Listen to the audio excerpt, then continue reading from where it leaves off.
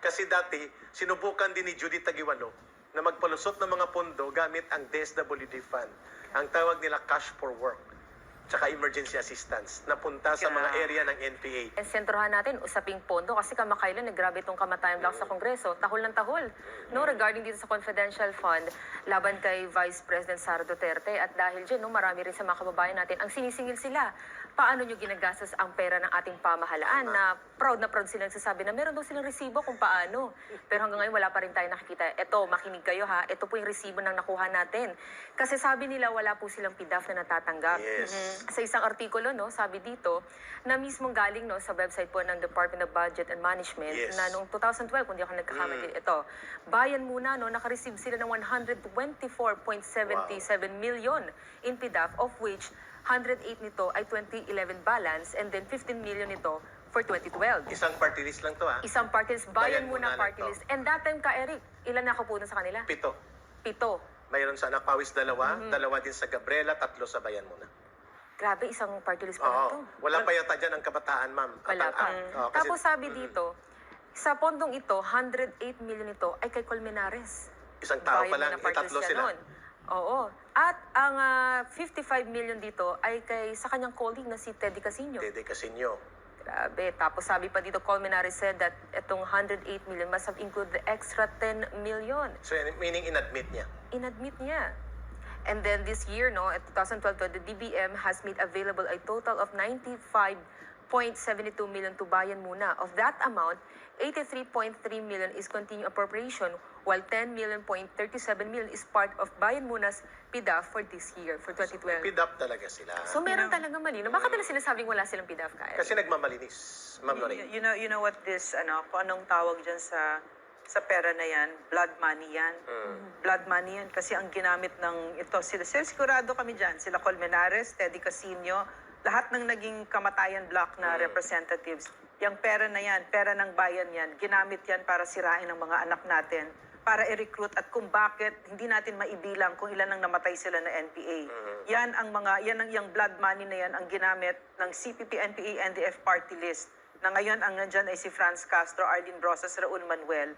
Pag biro mo, we're talking about millions and even billions of pesos here na ginamit para sirain ang ating bansa. At pera natin yan.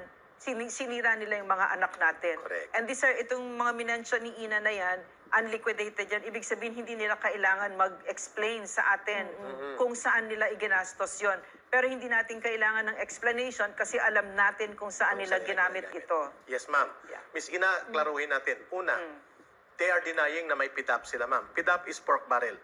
Dineclare yan ng Supreme Court na illegal. And it's now called extraordinary Extraordinary funds. fund ang patawag Iniba-iba nila. lang yung Iniba ang pangalan. Yeah. Same purpose. Panloloko sa Pilipino. At pinalaki pa. At para hindi halata, ginagamit nila monthly ang disbursement cash. Ang sakit, ano? Oo, monthly. Ang sakit. Yeah. So, unahin natin, Miss Ina, kung during that time, 7 sila, ang nabuking lang na PDAP na kinuha nila ay mga 124 million pesos, pinagatian ng dalawa, si Teddy Casino at si Nery Colmenares. So, kasama pa nila that time, I think may isa pa silang kongresista na nakaupo. During that time, ma'am, 3 sila, 2 sa Gabriela, 2 din sa Anak Pawis. So, 7 in all. 7 sila in all. So, klaro mga kapatid, na ang pundo na ito na PDAP or pork barrel at ngayon ay tinatawag na kategorya ng extraordinary and miscellaneous expenses.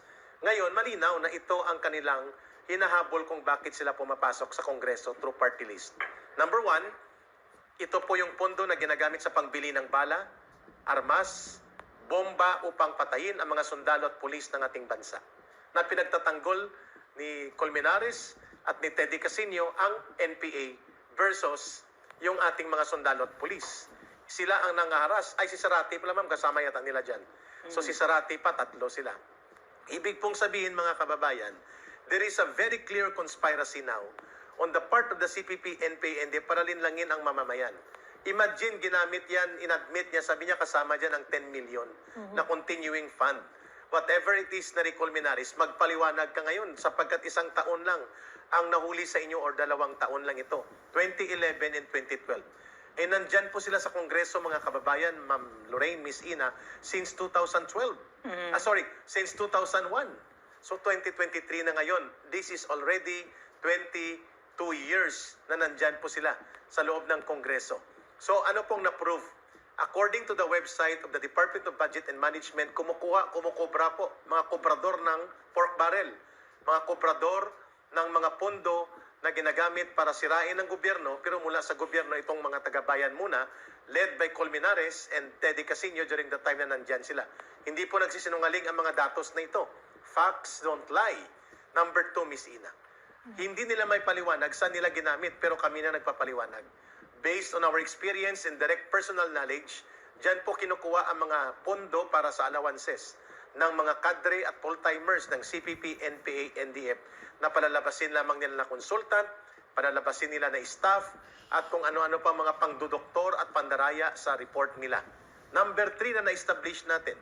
So kung sila ay 7 that time, and they were able to get 124 million sa isang taon lang, Miss Ina. So you can imagine that's around mga 600 million to 700 million ang pondo nung 2011 and 2012 overlapping ang napunta sa CPP, NPA, NDF. Therefore, Speaker Martin Romualdez and the government, President Bongbong Marcos Jr., I think it is your obligation to the people to lead an investigation and put a stop to this kind of travesty, panglalapastangan at pang-aabuso sa pundo ng bayan right before our very eyes inside Congress na tinotolerate natin. Imagine, from 2001 to 2023, the estimated amount, ma'am, has already ballooned. Itong abuso sa pundo, hindi po to sweldo nila. Ito po ay mga access to extraordinary miscellaneous funds na dati tinatawag na PIDAP or pork barrel, at binago lang ang pangalan at estilo ng pagmumudmud. Around 10 to 12 billion pesos po ng pondo ng mamamayang Pilipino ang winawaldas at inaabuso ng CPP, NPA, NDF gamit ang gobyerno, gamit ang Kongreso para patayin ang mga elemento ng ating bansa na nagtatanggol ng ating bayan, ang mga sundalo at pulis at mga katutubo. First question, Eric. Yung sinabi mong 10 to 12 billion, is that from 2001? Yes, ma'am. To So, 2000.